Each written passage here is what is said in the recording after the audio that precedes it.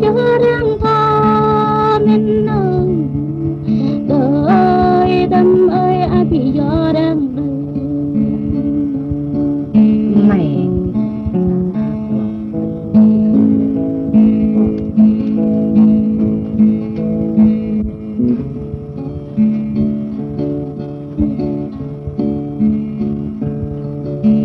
mây đang nhấp mây nâng đã mẹ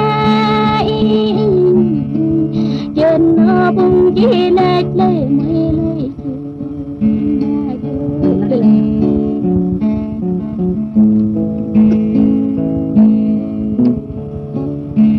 thật nó có nghĩ chỉ lệch mây men thật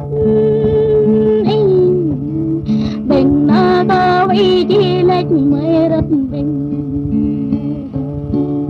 em lơm bỏ vừa nghe đấy đây là tình đấy em đại dịch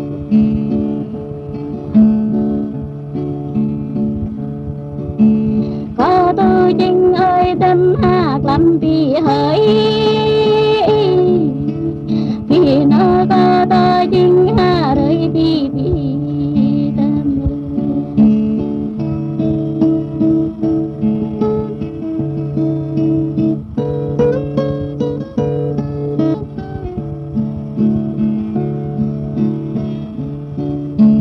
sức nó có tôi là vì sức